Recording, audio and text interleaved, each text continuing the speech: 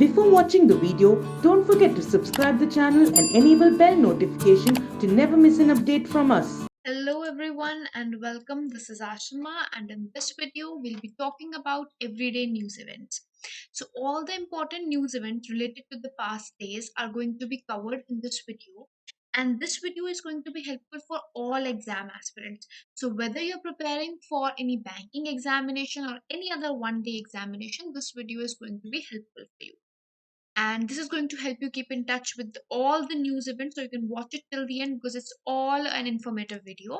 Whereas for those who want to practice the quiz or questions as well, for them we have a everyday current affairs quiz which is completely free, and you can access that on Entri app. You can download the app from the link which is provided below in description section and in comment section, and from there you can get this everyday live quiz which happens 15 minutes quiz, 15 questions maximum, which will help you keep in touch with the format of questions, the types of questions that can be asked, and stuff like that. So let's start the discussion on our current news events. The first we are going to talk about is related to SEBI. Securities and Exchange Board of India has recently increased the overseas investment limit for local mutual funds. Now, this step has been taken recently by SEBI, and according to this, mutual funds can make overseas investment to a maximum of 1 billion US dollar per mutual fund, and the overall industry limit has been set at 7 billion US dollars. The overall or total limit is 7 billion US dollars, and the current per day limit has been increased to 1 billion US dollars. Whereas for overseas exchange traded fund, mutual funds can be at 300 million per mutual fund, whereas the total investment is at 1 billion US dollars.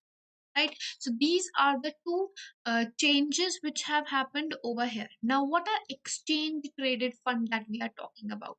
Exchange traded fund is a type of investment fund, the kind of investment fund, and exchange traded products. So they're similar to mutual fund, but the only difference is that exchange traded funds are bought and sold throughout the day, whereas in mutual funds they are sold and brought at a price at the end of a specific day.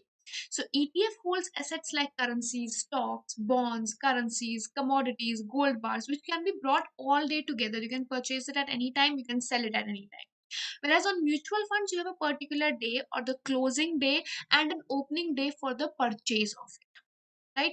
So benefits of mutual funds are like economies of scale, liquidity, diversification, professional management, and ETF is like an asset which you can buy and sell as per your convenience. And here we have the new limits over here. Next we have is of Niti Aayog. Niti Aayog Sustainable Development Index was released recently. Now, according to this index, Kerala has retained the top rank with a score of 75. So, in this Sustainable Development Index of 2020-2021, the year is for 2020-21, and according to it, Kerala is the top rank holder, whereas the worst performers are Bihar, Jharkhand, and Assam. Now, the second spot, first is Kerala, second is Himachal Pradesh, second position is of Himachal Pradesh, and third position is of Tamil Nadu. Right? Now, among union territories, the top rank holder is Chandigarh with a score of 79, and it is followed by Delhi with a score of 68. All right, after this, if we talk about improvement, that is where the improvements have happened.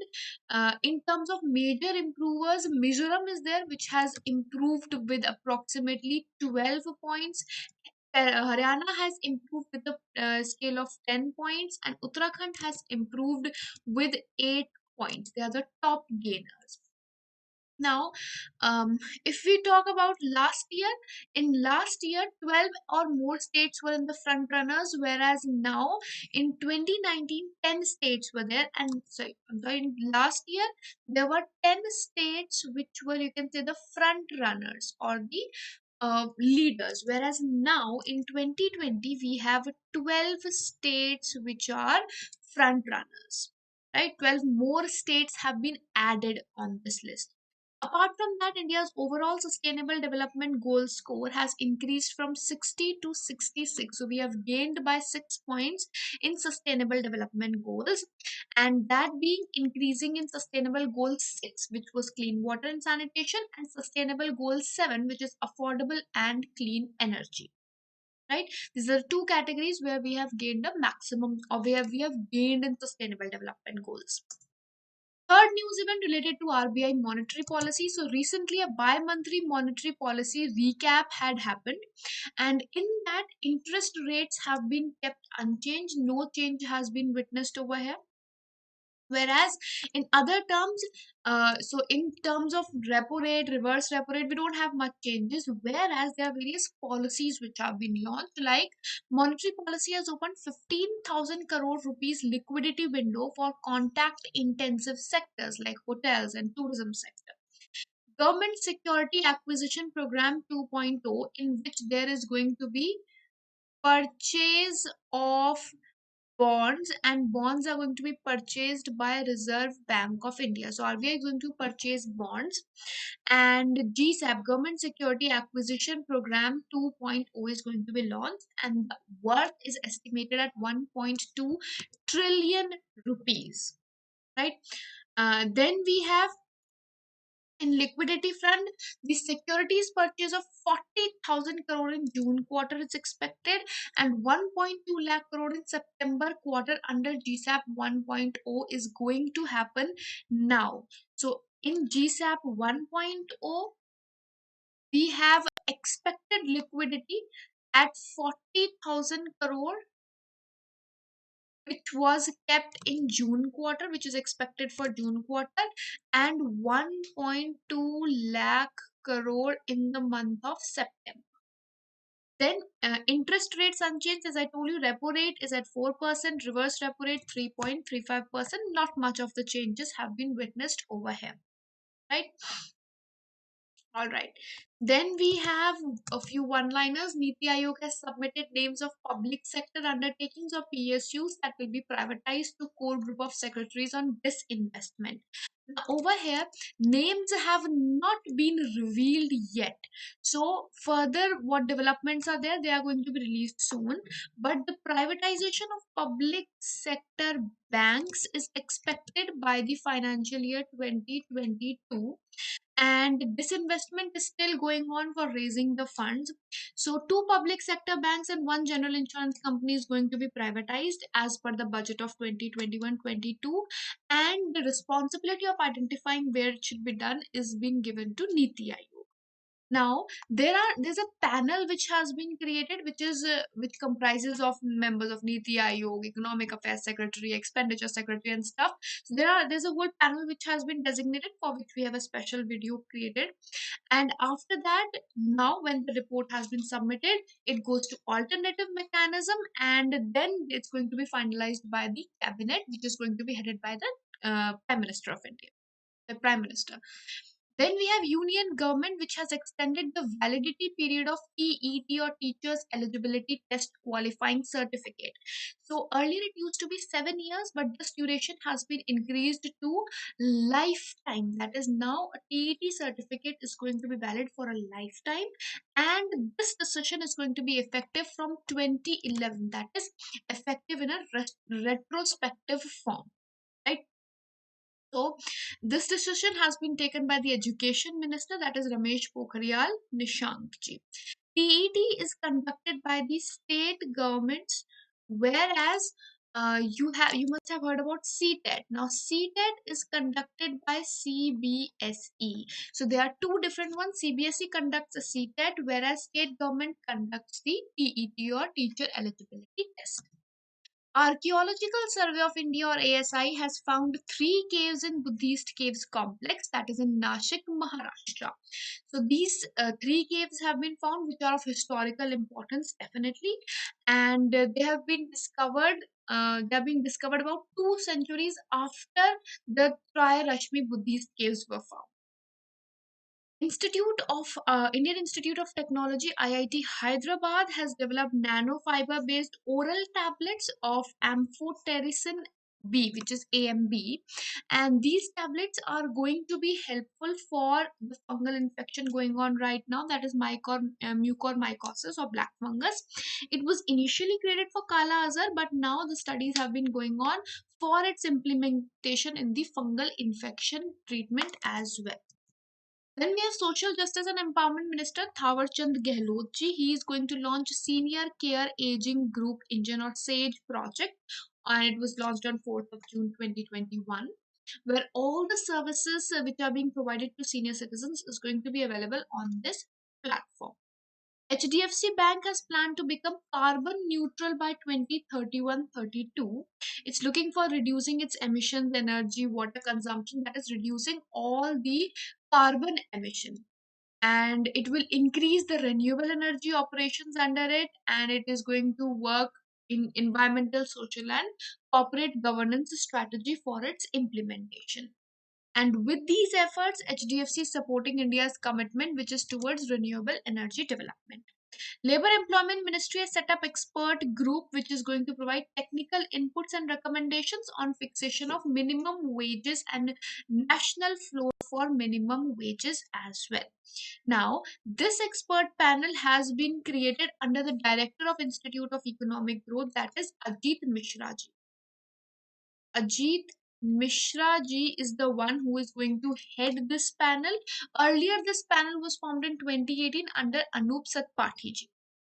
Right? There are other members to it like Tarika Chakrabarti, Anushri Sinha, Vibha Balla, but the leader is going to be the Director of Institute of Economic Growth, and this panel is going to work for a period of 3 years. Right? Then we have India's largest power utility, NTPC. It has become a signatory of UN Global Compact CEO Water Mandate. So it has become a part of it recently, and it's going to work towards its focus area, that is, implementing the 3 R's: reduce, reuse, and recycle for water conservation and management and generation of electricity or power via water. Lieutenant Governor of Ladakh, that is R.K. Mathurji, he has launched Yon Tab scheme. Now, this scheme is for students, and under this 12,300 tablets are going to be distributed, and they will be giving all the online and offline content like textbooks, video lectures, pre-recorded ones, online class applications, and this is going to be for the students of class 6th to 12th, so that their education is not impacted under. Right? Then Parliament of Denmark has provided plans for artificial island which will be housing 35,000 people, and it will help in protecting the port of Copenhagen from raising in the sea levels. Right? So this giant island will have area of 1 square mile, and it will be connected to the mainland via a ring road and tunnels and metro lines. Central Board of Secondary Education has collaborated with Microsoft, and it is going to introduce coding and data science in school curriculum. So coding is for class 6 to 8, and data science is from class 8 to class 12, and this implementation is happening under the National Education Policy 2020.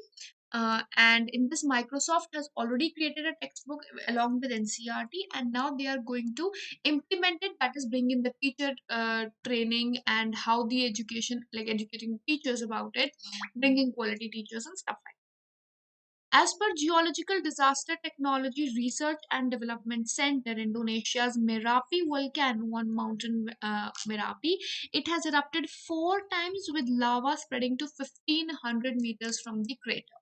Now, this is one of the most active volcano of Indonesia, and Mountain Merapi or Mount Merapi is also known as Fire Mountain.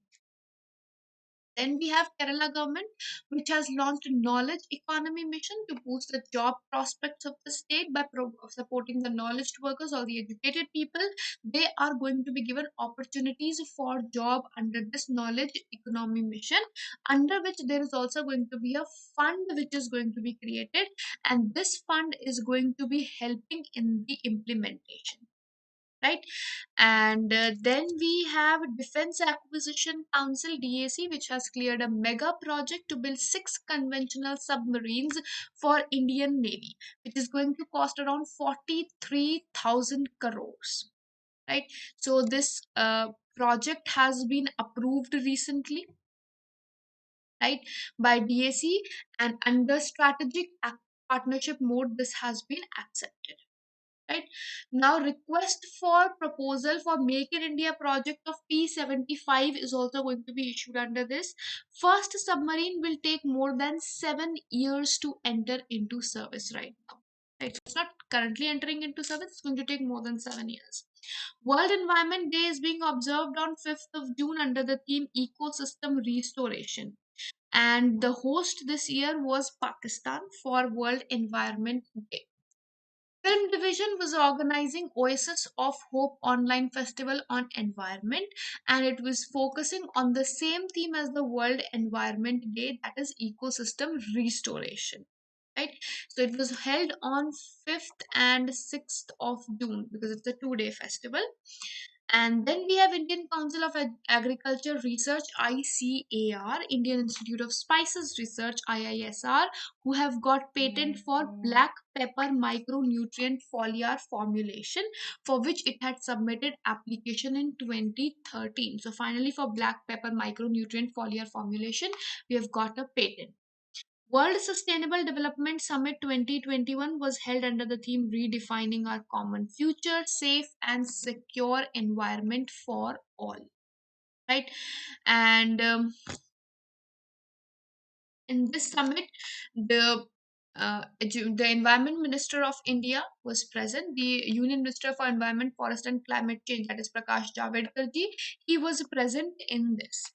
And according to the minister, in the report, he had stated that India is in the availability of water is continuously declining, and the agriculture sector alone is consuming 85% of water. Right. So we are looking at long-term solutions on what can be done for it. So with this, we'll be winding up the segment, and I hope this session has been helpful. We'll see you in the next video with more news events. Until then, goodbye, take care, and have a wonderful day ahead, all of you.